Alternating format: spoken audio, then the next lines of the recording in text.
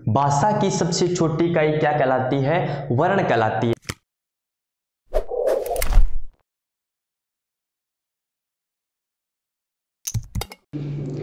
नमस्कार दोस्तों, मैं दिनेश शर्मा आपके अपने चैनल ब्रेन बॉक्स क्लासेज में स्वागत करता हूं। मैं आपको संस्कृत का अध्यापन कार्य करवाऊंगा। संस्कृत आपको पता है कि हमारी प्राचीन भाषा है, सभी भाषाओं की जननी है और किसी भी भाषा को पढ़ने के लिए उसकी व्याकरण का अध्ययन करना होता है, क्योंकि कोई भी भाषा की जो व्याकरण होती है वो उसका आधार होती है। आज अपन व्याकरण शुरू करेंगे और व्याकरण में ही जो पहला अपना टॉपिक है आज का वो है वर्ण विचार। आज का अपना टॉपिक है वर्ण विचार। तो आपको पता होगा वर्ण क्या होते हैं, कि कोई भी भाषा होती है उसकी जो सर्वोत्तम छोटी इकाई यानी भाषा की सबसे छोटी इकाई वर्ण कहलाती है। भाषा, अब भाषा क्या होती है कि कोई भी दो व्यक्ति आपस में जो वार्तालाप करे, वार्तालाप करने की जो तरीका होता है, जो मेथड होता है, उसे भाषा कहते हैं। जैसे कि वर्ण, मैंने कहा भाषा की सबसे छोटी इकाई, भाषा की सबसे छोटी इकाई क्या कहलाती है? वर्ण कहलाती है। आप हिंदी में भी देखते हो, जैसे हिंदी आपने पढ़ी है शुरू से, क ये पढ़ते हो। इंग्लिश में बोलूँ, मैं बात करूँ तो आप ABCD पढ़ते हो, लेटर्स पढ़ते हो। यानी संस्कृत के अंदर भी जो वर्ण है वो क्या है? क ख ग घ ए आ, ये सब क्या है? वर्ण है। यानी कि सबसे छोटी इकाई। भाषा की शुरुआत करेंगे तो सबसे पहले हमें वर्णों का अध्ययन करना पड़ेगा, और वर्ण आपको पता है भाषा की सबसे छोटी इकाई है। मैं बात करूं संस्कृत की, तो संस्कृत भाषा में जो महर्षि पाणिनि है, सबसे बड़े व्याकरण के रचयिता है, जिन्होंने अष्टाध्यायी पुस्तक लिखी थी, उसी पुस्तक के अनुसार संस्कृत के अंदर वर्णों की संख्या है 46। कितनी है? 46। 46 वर्णों को भी दो भागों में बांटा गया है। एक है अपना स्वर और व्यंजन। वर्ण है संस्कृत व्याकरण में 46। वर्णों के दो भाग है, एक स्वर वर्ण और एक व्यंजन वर्ण। स्वर वर्ण पहला टॉपिक अपन देखते हैं इसके अंदर, स्वर।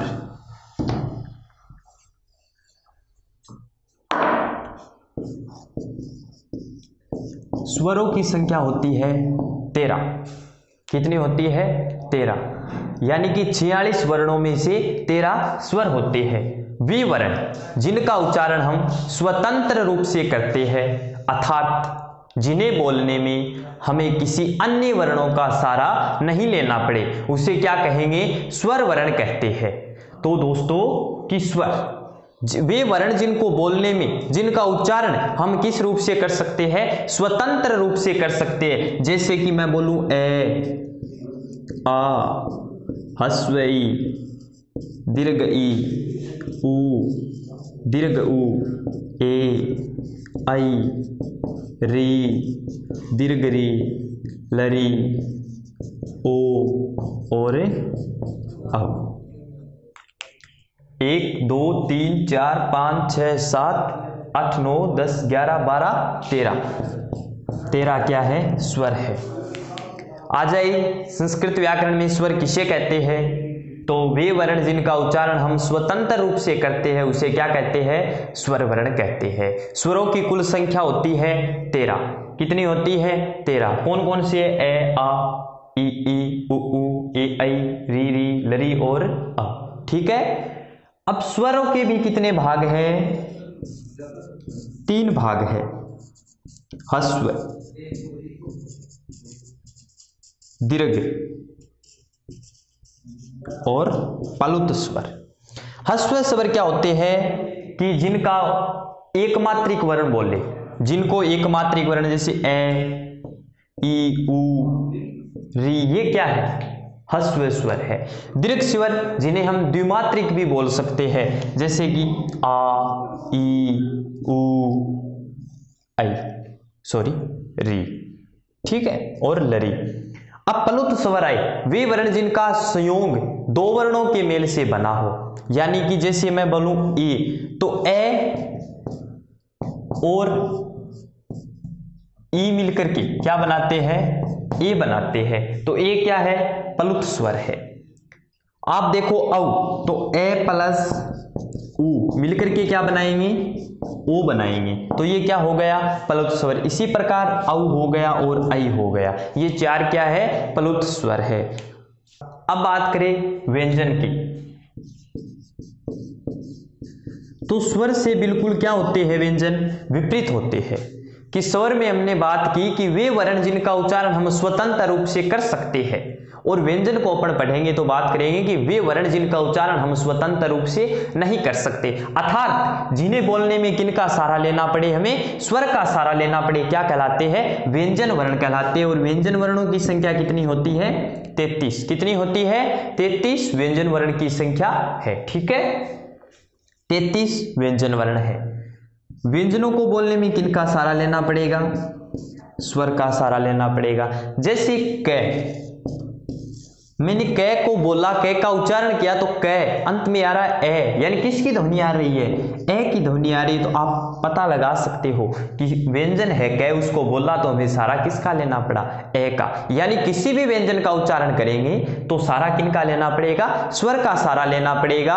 और जब तक किसी व्यंजन के अंदर स्वर नहीं है तो उसे क्या बोलते हैं, हम अलंत बोलते हैं, ठीक है, क्या बोलेंगे, अलंत बोलते हैं। जैसे मैंने क को लिख दिया अलंत में, ये आधा क है, इसमें क्या नहीं है, कोई स्वर नहीं है, तो स्वर नहीं है तो इसे क्या बोलेंगे, व्यंजन वर्ण का अलंत वर्ण बोलेंगे, ठीक है बच्चों।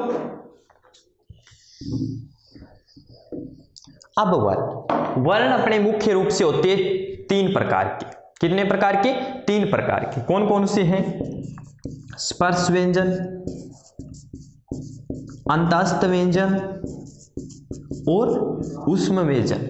स्पर्श वर्ण वे वर्ण जिन्हें बोलने में जो हमारी जिह्वा होती है वो हमारे तालु, मूर्धा को क्या करेगी, स्पर्श करेगी, उन्हें स्पर्श वर्ण बोलते हैं। जैसे कि क, च, ट, त और प। स्पर्श वर्णों की संख्या होती है 25। उससे पहले मैं बता दूं कि संस्कृत व्याकरण में 5 वर्ग होते हैं। कितने वर्ग होते हैं, 5 वर्ग, और प्रत्येक वर्ग में 5 ही क्या होते हैं, अक्षर होते हैं, ठीक है बच्चों। कितने, 5 ही क्या होते हैं, अक्षर होते हैं। वर्ग एक 5 अक्षरों का समूह है, और पहले अक्षर से उस वर्ग का क्या किया गया, नामाक्षर किया गया। जैसे कि क, ख, ग, घ, अड़, ये 5 अक्षर, इन 5 के समूह को संस्कृत में क्या बोला, एक वर्ग बोला। और जो पहला अक्षर है क, इसी से इसका क्या नाम पड़ गया, क्या नाम पड़ा, क वर्ग। इस प्रकार वर्ग कितने होते हैं, 5, क वर्ग। इसके बाद त वर्ग, सॉरी च वर्ग, च, छ, ज, झ और ये। ट वर्ग, ट, ठ, ड, ढ, ये। त वर्ग, ता, था, दा, धा और ना। और प वर्ग, पा, फ, बा, भा और मैं। क वर्ग के 5, च वर्ग के 5 अक्षर, ट वर्ग के 5 अक्षर, त वर्ग के 5 अक्षर और प वर्ग के 5 अक्षर, कुल कितने अक्षर हो गई, 25 अक्षर। और 25 वर्णों को क्या बोला हमने, स्पर्श व्यंजन। अब आते हैं 4 अंतस्थ व्यंजन। कौन कौन से हैं, ये, र, ल, व। ये चारों क्या है, अंतस्थ व्यंजन। और 4 है स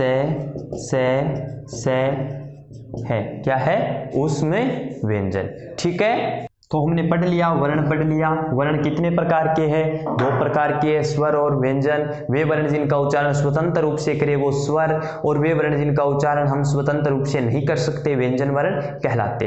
अब आपके ध्यान में आ रहा होगा कि हमने इतने स्वर पढ़ लिए, लेकिन आपको छ, त्र, ज, दे, ये नजर नहीं आए। ये भी वर्ण है, लेकिन इन्हें कौन से वर्ण बोलते हैं? मिश्रित या संयुक्त वर्ण। कौन से वर्ण बोलते हैं? मिश्रित या संयुक्त वर्ण।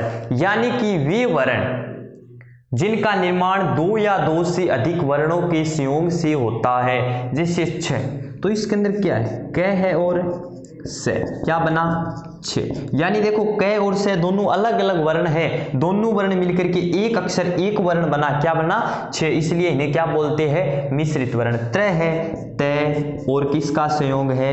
रे का। जे है अपना तो जे और किसका संयोग है? ये का। द है इसके अंदर किसका संयोग है? द और ये का। यानी वे वर्ण जो क्या है? जिनका उच्चारण हम दो या दो से अधिक वर्णों के मेल से जिनका निर्माण करें, उन्हें क्या बोलेंगे? संयुक्त या मिश्रित वर्ण बोलेंगे। ठीक है, अब स्वर वर्ण पढ़ लिया, कल अपन पढ़ेंगे। आज का अपना टॉपिक इतना ही है कि जो महर्षि पाणिनि है उसने 14 माहेश्वर सूत्र दिए थे। उन माहेश्वर सूत्रों में संस्कृत की पूरी व्याकरण की वर्णमाला आ जाती है। कैसे आती है, कैसे उनका उच्चारण स्थान है, वो अपन पढ़ेंगे कल। तब तक आप मेरे साथ बने रहिए।